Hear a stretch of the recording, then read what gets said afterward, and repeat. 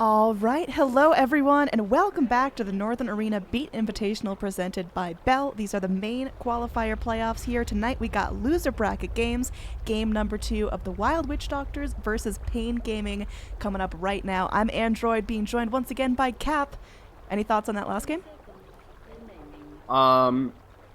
Actually, my only thought is, as you were closing out that cast, what you should have said is that your casting was so good that I was able to just listen and keep up with the game. I was trying to be like way more specific than usual, and I was worried it was coming off like radio casting, but I wanted to be able to like break down the post fights with you as you were watching 2 minutes behind them.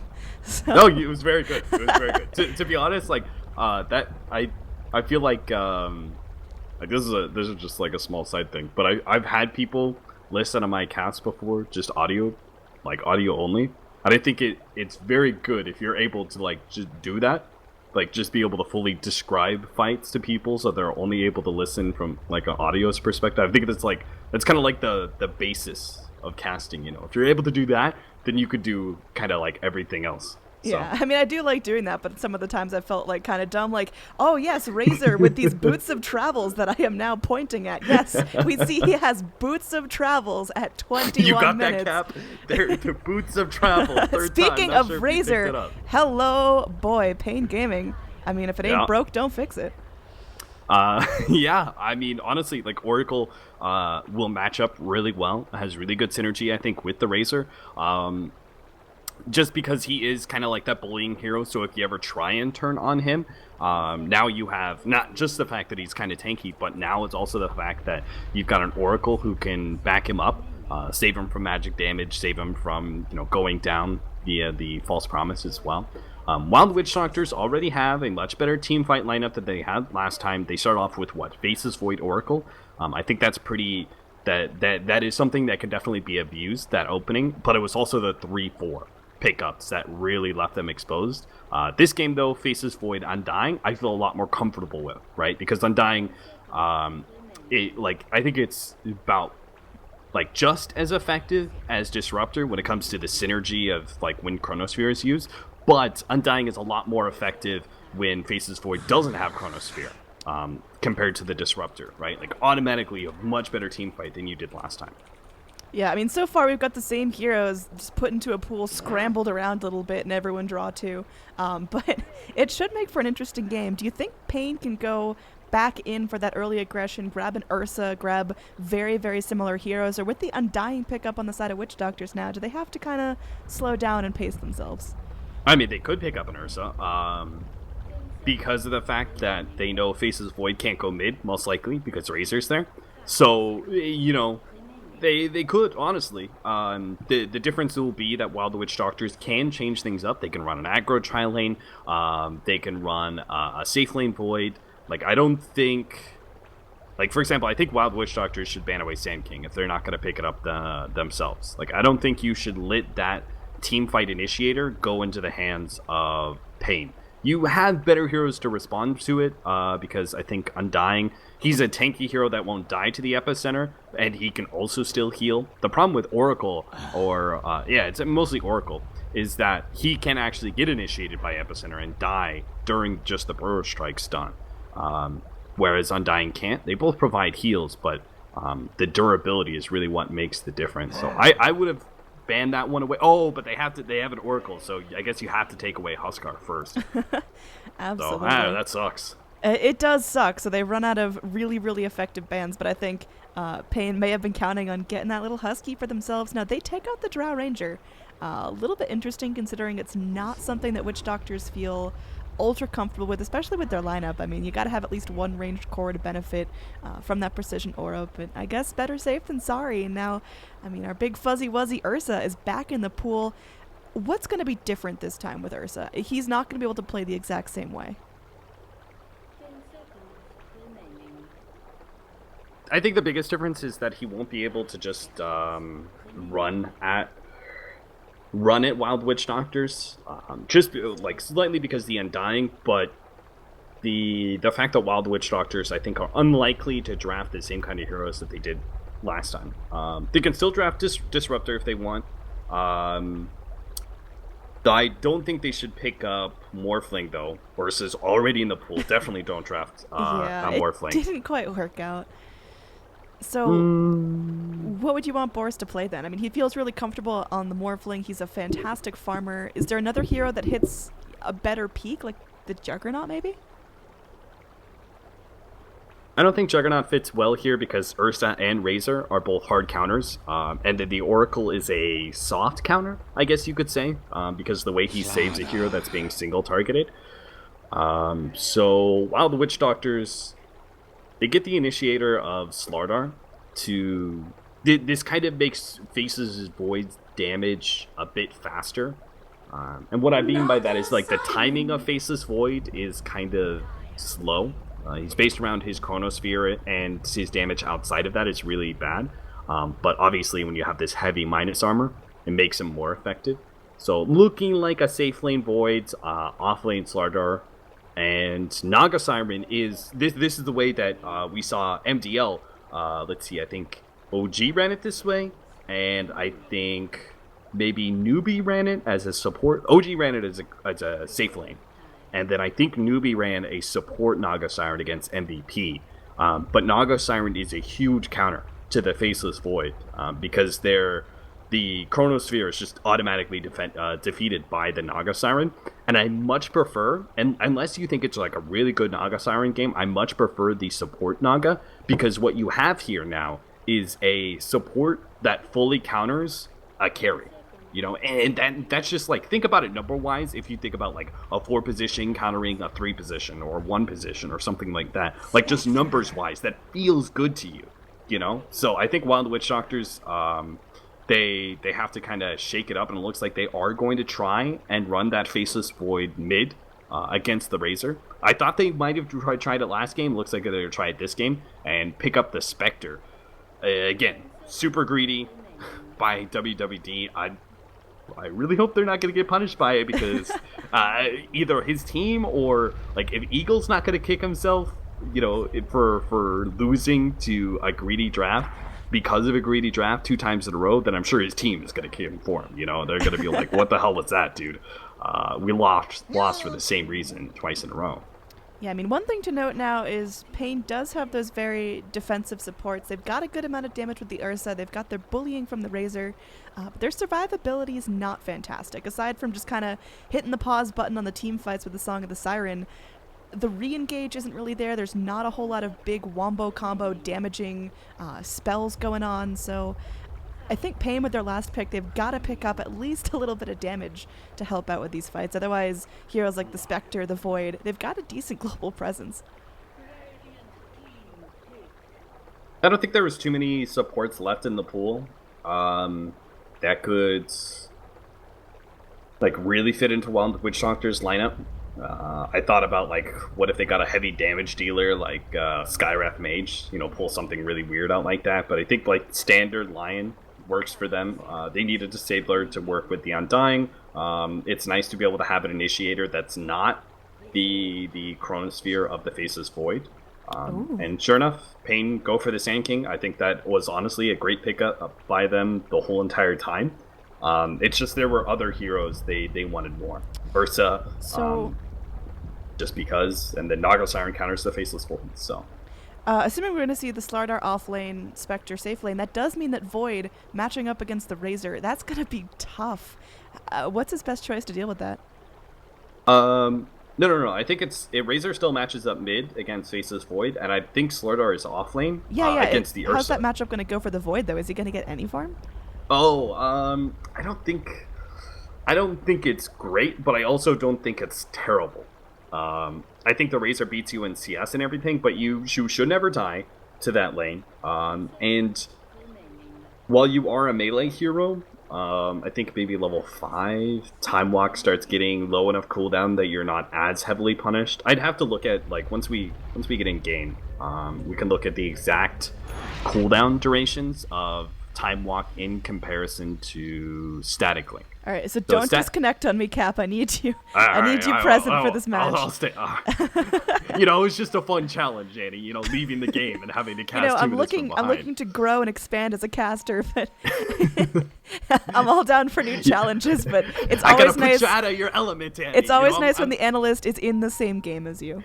So I'm like that you know, I'm like that teacher, the coach or whatever, who puts like, you know, the athlete, he puts you in like dumb scenarios and the athlete doesn't understand. He's like, why are you making me wash, you know, 10 cars today? I don't understand. You know, like the Just Wizen open sensei your or coach mind. or whatever. You know, he's like teaching you major life lessons at the end of the day. You know, that will make you be able to become a better player. That's what I'm doing with you, Annie. You know. Yeah, you have to do radio casting now without anybody noticing. Like, that's what I'm doing. I'm trying to push your boundaries, Annie. Come on, you gotta trust me. I am super grateful. There's no one else I'd rather learn from. But if you disconnect from this game, I will boot you from the team speak so fast.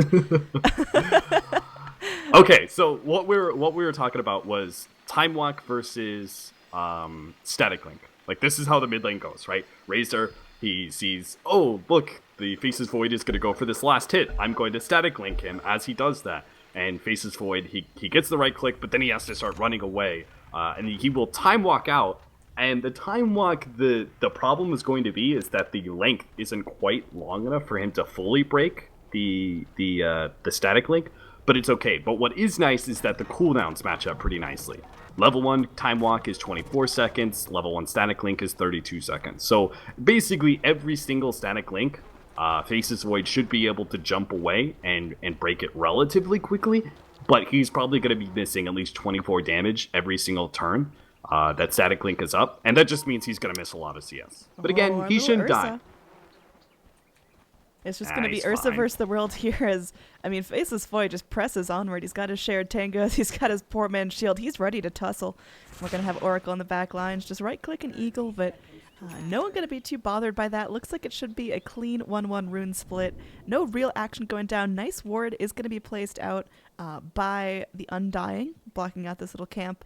And Oracle, at this point, doesn't know it's there, probably assumes something's fishy going on, and should be able to deward after that first spawn.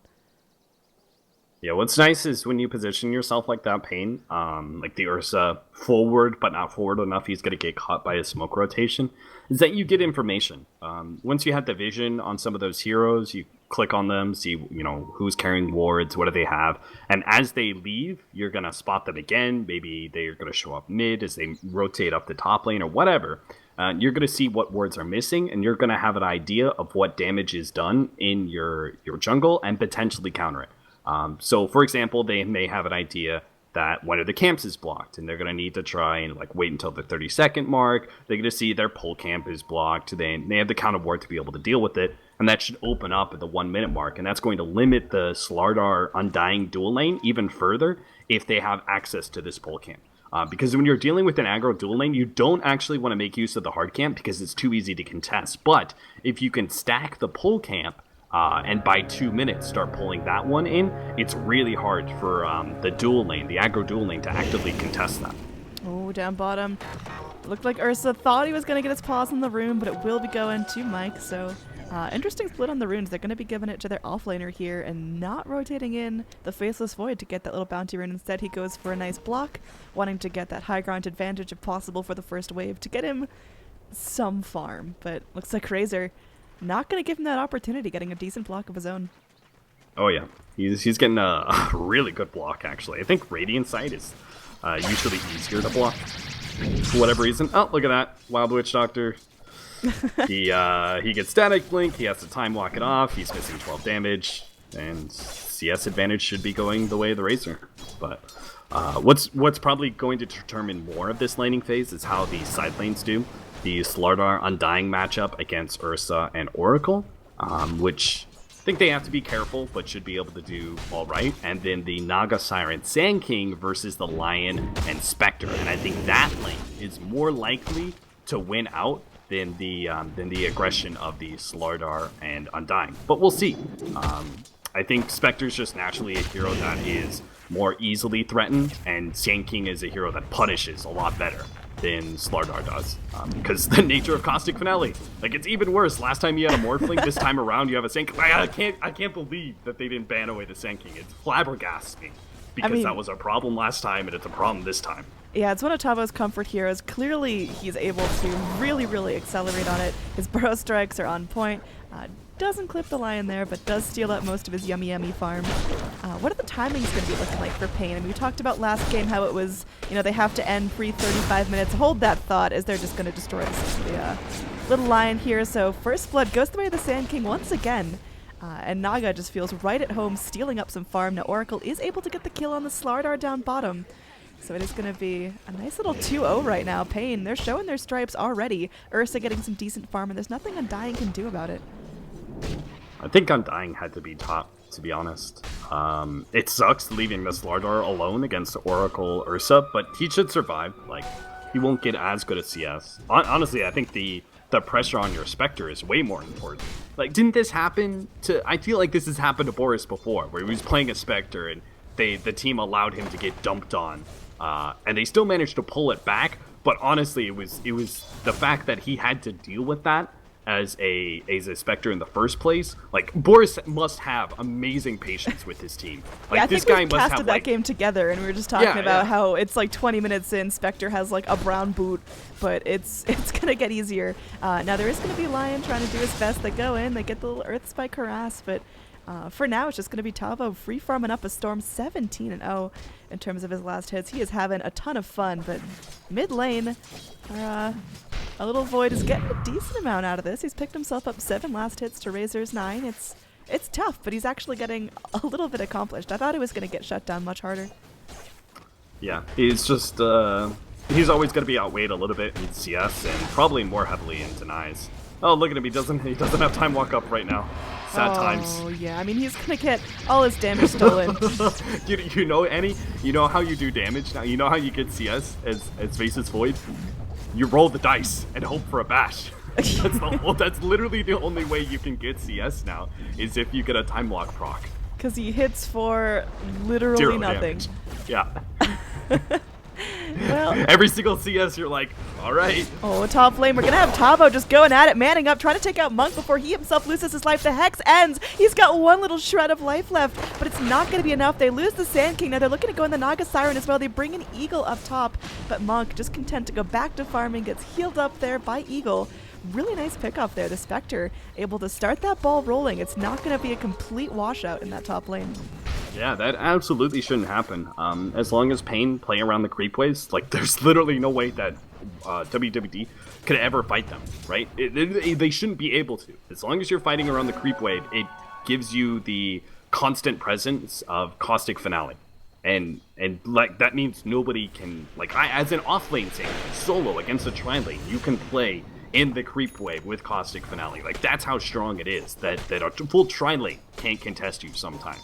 So the fact that they've got a dual versus dual lane scenario and they couldn't beat it out just means they were playing over aggressive and got punished. Oh, Lion, speaking about getting punished, Caustic Finale's not going to be able to take him down to the zombies. They're going forward. Poor little Sand King might be in trouble. Just got the burrow strike back off cooldown, but Spectre, swinging that scythe, picks herself up a second kill in lane. I mean, I don't think of Spectre as an early game kill potential hero, but it's working out. Now down bottom, they will have to make some sacrifices. They do end up, unfortunately, dropping Mike again, but definitely worthwhile to get this Spectre off to a great start. Yeah, I think over-aggression going against PaiN, honestly, that was much better set up. Like Wild Witch Doctors, that was very beautifully set up bait. Where the way they had the Undying hiding in the trees and Lion would pose himself as a potential kill and it gets healed up at the last second. That was very masterfully put together, but I think PaiN are kind of throwing away that laning phase that they should have easily been able to win up at top. Yeah, I mean, what's this Razor going to look like mid-game? Because Razor doesn't scale into the late game phenomenally. In terms of item pickups, changing it up a little bit here. Going to be grabbing the Aquila right now, but definitely not rushing straight into the Dragon Lance, stopping for the Windlace along the way, getting a couple more stats from the branches. What's the change-up going to be? How does Razor play differently? Oh, first taunt, down bottom. Our little Ursa he's actually going to be the one picked off here, spending his ultimate before he goes down. He was enraged by that gank, and things are just going great for Witch Doctor so far. Their lineup hits like a 25, 30-minute peak, and it is 6 minutes in, and they're already feeling comfortable going for haunt rotations. That's on the dual lane. That's on Tavo and King RD. The fact that they gave those kills to the Spectre meant an earlier level 6 and meant a rotation that they didn't quite anticipate, and now Spectre has been part of 3 kills in 6.5 minutes and will probably be a part of another kill in 90 seconds. Well, speaking of that, it might not even be a full 90 seconds here. We are going to have the Naga Siren in a little bit of trouble. Eagle just chasing her down. How deep do they go? They land the Hex, they land the Crush, and Slardar picks himself up a kill finally in lane after 2 deaths. So Witch Doctors, I mean, they're chomping at the bit to get things moving, and they are able to do so while the Spectre continues to get a decent amount of farm up, switching into the jungle and now flying in a full magic wand, already has those phase boots. Is Spectre going to be going for that first item Radiance build? Is this going to be a good game for that? I would have said no at the beginning of the game, but the fact that he has, what's his net worth look like? He's second. He's second in net worth, despite the situation that he should have had to deal with in that top lane. I would have said no, absolutely. Absolutely not. There's no way he can go Radiance at a game like this. But the fact that he has dealt with that scenario is still second in net worth. It means it's a possibility. I personally think that the Manta Diffusal is better in this game. I think it's better against Oracle. I think it's better against Ursa. Ursa is a mana-reliant hero, for sure. And I think the Manta Diffusal allows him to pick apart the supports a lot easier, the Naga Siren and the Oracle. So I would prefer that build, but Radiance is a possibility just because of the fact that the laning phase he didn't get totally shit on. Yeah, I mean, he's getting a decent amount of farm now. Naga might have to watch herself. She's got that amp damage rolling. Slardar going to be flying in some goodies to himself pretty soon, filling out that stash. Now our mid laners, they're still kind of stalemated out. They haven't really left. They haven't really rotated or ganked, even though Void's got that chrono. When does the first rotation need to happen? Because these guys can only go at it 1v1 for so long. Well, no, that's the thing. It's like, for Razor, this can go on not indefinitely, but it can go on for like until the 10, 12, 14 minute mark, honestly, because he's in a situation where he wins the lane, so why would he want to change things up necessarily, Like, he just, and Razor's not a hero that rotates early either. Razor doesn't offer a whole lot of ganking prowess because he doesn't feature a disable or really heavy nukes. So what he does offer, though, is really strong mid game once you get your farm. Caster's Curse, hello! Oh no!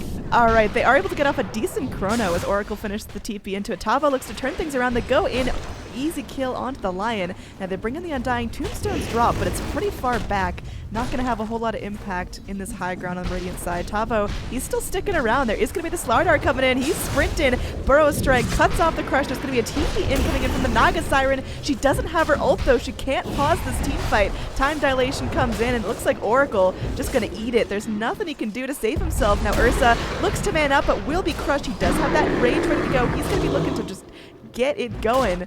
He's popped into that ulti form, but it does not last forever. Now the ulti's over. Razor comes back in. This fight is just altogether too long for the Witch Doctors to deal with. They may end up losing their Undying here as all his damage is sapped. Mike breaks things up by going in for that Crush. And it looks like that's going to be the end here. Good work, like that. So I was going to end that whole diatribe by saying the only way that Wild Witch Doctors can stop the Razor is they get a Chronosphere gank. But ultimately what this comes down to is just look at the support duo of Wild Witch Doctors this game from last game. There's like miles of difference.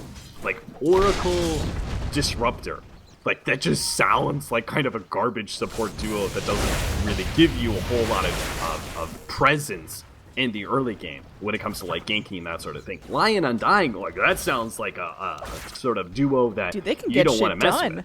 Yeah, exactly, right? And that's exactly why this game has such a dramatic change of pace. It's because the static laning phase, again, was set up very favorably for PaiN, but this time around, Wild Witch Doctors had this support duo that allowed them to be able to do things, right? To be able to change up the laning phase the way they wanted to. to be able to move the supports into mid when the Chronosphere is up, or move them bottom lane with the Slardar who has a stun. You know, those sort of things could happen. We've got Ursa. That couldn't happen last time. He's smoked up. They do land the net onto this line. He turns, he hexes the Naga, but that's not the target that ends up killing him here. Looks like the Oracle is going to take credit for that all the way in the back. Just, hey guys, what's up? Fortune's in. Hey, yeah, let's go. So Ursa, unfortunately, not able to pick up another kill, but still feeling really good in terms of overall XP. He's sitting on almost enough gold for his Blink Dagger. Now mid lane, our Razor's still going at it, still farming up. Could be in a little bit of trouble though. You've got that duo like you were talking about, ready to go. They drop the Chrono, no hesitation, and I think we've got ourselves a dead Electric Man. So, it's kind of one of those situations like, fool me once, shame on you. Like, the first death to Chronosphere and the rotation that happens is somewhat acceptable. Like, I'll give you some leeway for that death. Okay, it happened once, there you go. But the second time around, like, you should know the timing of Chronosphere. You should know that Wild Witch Doctors are willing to make those kind of rotations to shut down the Razor. You should have learned from that gank, and what they need to now is be able to set up either some sort of trap or at least have the Oracle behind the Razor in those scenarios when you know the Chronosphere is up. But now, like, Wild Witch Doctors are getting kills they shouldn't be able to. They get a kill on the Sand King because of, like, Mike just being able to make the right kind of rotation. Doesn't even have a Blink Dagger yet, by the way. Is able to get that kill without it. They're just, like, giving up, like, 3 kills when they shouldn't. Yeah, on a list of things that are incredibly big problems, I think your Spectre being 503 should be very close to the top. She has had so much space, and you know, we've seen Boris on the Spectre come back from virtually nothing in the laning phase. Well, now Boris has everything he wants in the laning phase. It's gonna get real difficult to deal with the Spectre, and Spectre's going for these little stepping stone items. I really like this, grabbing up the drums, grabbing up the urn, finishing the poor man's shield, not going straight in for those first giant items, and that's gonna keep her scaling phenomenally up through that 20-minute mark that gets a little bit iffy for Spectre sometimes. Yeah, I like this build up too. I think Urn is probably one of the best items on Spectre when you need presence from your Spectre early. And that's the thing, like, you should almost always want to have your Spectre be active whenever the ult's up, because it naturally improves your farm. And Spectre is not a lane clearer. She's not a jungler. She can't quickly clear through lanes very well. That's not what the Spectre's skill set is. So you do naturally need to be able to be a part of kills, and Urn is just like kind of the natural build-up item. Once you have the Urn, that first kill rotation where your support sent you up for a haunt kill, that's pretty much a gimme. And you have the Urn, then you get Urn charges. And then the next time around you have haunt, well, now supports are kind of easy kills because you've got a maxed out dagger plus Desolate, you're doing a lot of right-click damage, you're doing an okay nuke, and you've got an extra Urn. Like, that means support should be 3 kills. And it just kind of builds up from here, speeding up your progression into a mid-game hero. But the drum is kind of like that next step, right? I think the drum is the item build that separates this build from other ones. And I like it a lot just because it's a stat-focused item. Gonna be trying to change things around, but there's a void with a Chrono. You talked about that fool me once kind of thing, but looks like 4DR might not be learning lessons here. Mike creeps out of the trees, shows himself off now. Smoke is going to expire, so Void is revealed. Could still leap forward into the Chrono. We'll have to see how this fight's going to play out. Spectre Haunt is available if they want to have a global presence, but I think Witch Doctors, they're patient. They're waiting for a really nice initiation, waiting for the next items to fly in. Void, oh, looks like he's not going to end up jumping. The rest of the Radiant just TPing out. They get away with a very cheeky push. 40R still staying up in front of the wave, but I don't think there's going to be a whole lot of follow-up. Well, there we go. That's Naga Siren showing off that song. Oracle keeping everyone alive. Naga TP's out. There is going to be a haunt coming in. That was unfortunate, as Spectre haunts to the person who is just about to TP. And, well, we'll get healed up with her team, Urns and everything, and they're going to go straight for the Roshan, which is a pretty nice play. It does give them a lot of early map control, a lot of early fighting potential. It's just not the team fight Witch Doctors are looking for. Yeah, this is great, right? Take the Aegis option away from an Ursa. It's fantastic. Is that a scan in the Roche pit? Yeah. It doesn't work. It doesn't work if you're inside the Roshan pit. No. But this is still fine because whenever you leave and go like in or out of the pit, it does ping, and very likely there's supports who are sitting on the outside of the pit, because you shouldn't be 5 people in hero. That's just bad play. So you'll see it all the times in pro games, like this scan pit directly on the Roshan pit. Yeah, I mean, I usually see it just a little bit outside, but that was like directly smack dab on top of it. Yeah, it's a pretty big AoE, but I like what PaiN did, right? Like it was a trap that they set up for the bottom lane, but what really caught them, there was a couple things that went out, but it was this ward.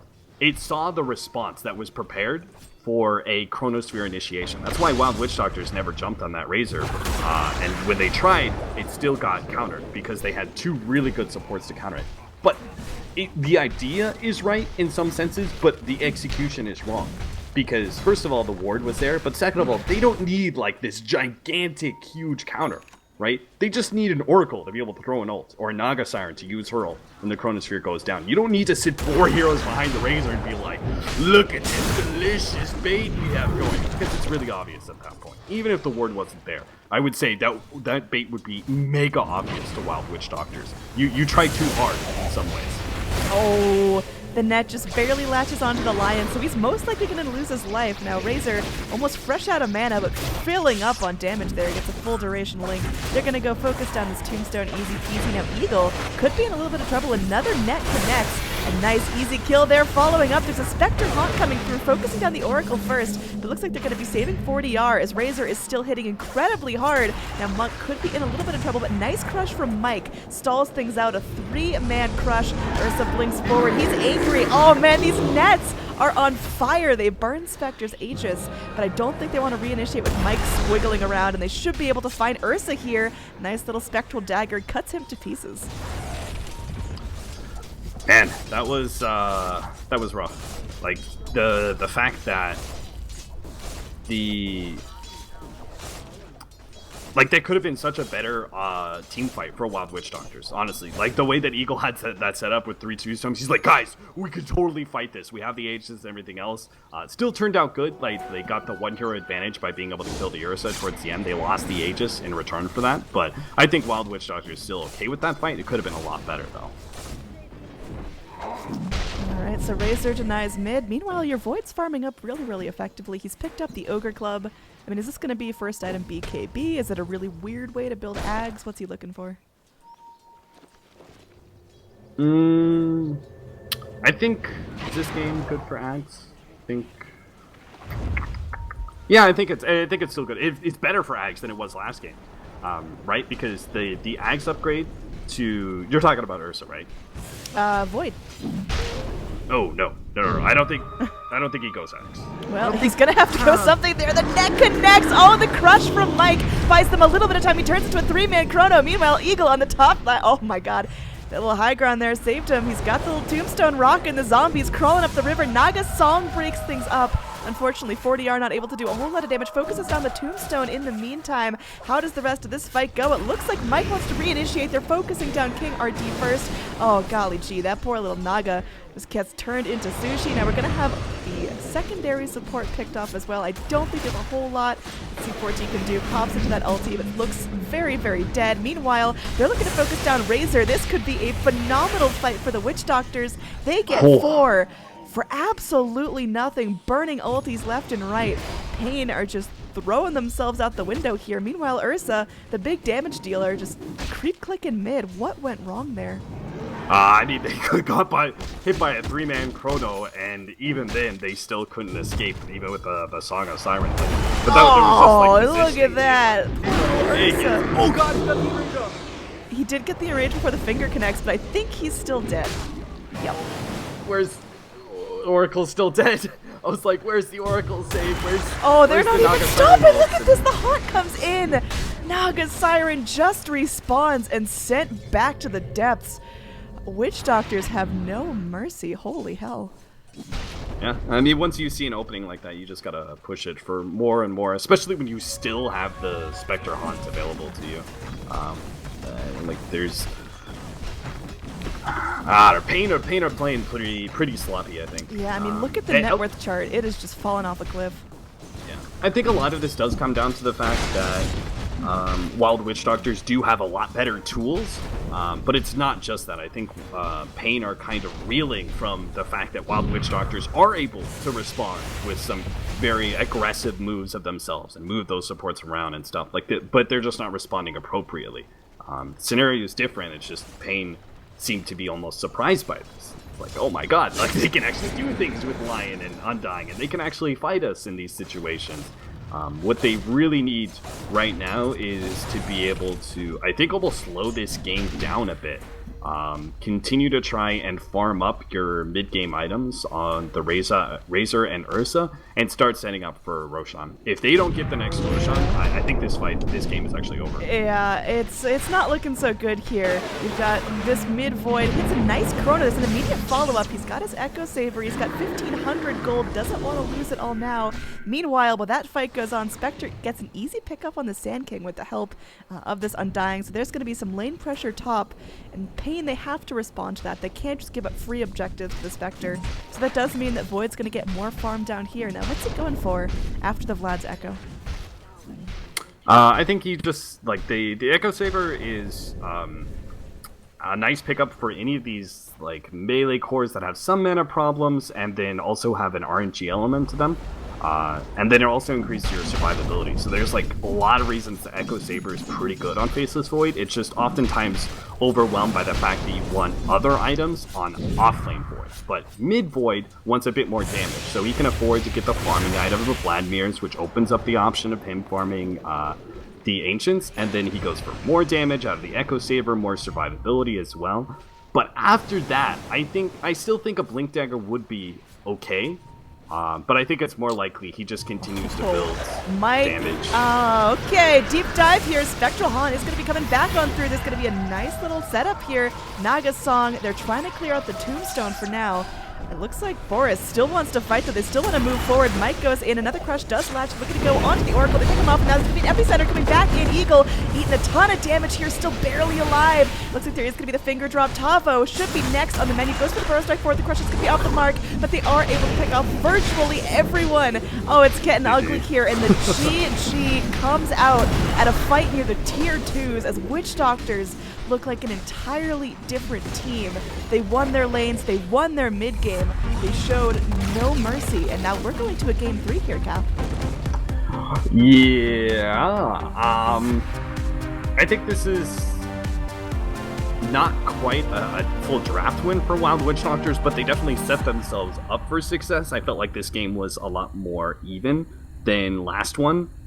Just because like Wild Witch Doctors had more tools to use, because they had an aggressive support duo that could change up the game, and that they had some cores that could actually come online a lot faster. And when you see that the draft is even, it was just like Wild Witch Doctors just like rolled over PaiN. So I'm not sure if that means that PaiN just kind of like got caught off guard by the fact that Wild Witch Doctors could do this, or if WWD is just like a better team, and when they have a draft that allows them to be able to function better, they just roll over PaiN. I guess we'll have to see in game number 3 if the draft looks even again and Wild Witch Doctors roll over PaiN pretty quickly, then I guess you could just say they're the better team, or maybe PaiN just like got caught off guard by the fact that they destroyed game 1 so heavily, and then Wild Witch Doctors had such a violent response game 2. Yeah, I mean, it's like the Witch Doctors just woke up. They had that warm-up time. But PaiN, they're definitely not going out without a fight. Again, this is an elimination series. It's all coming down to Game 3 coming up in just a few minutes here on moonducktv.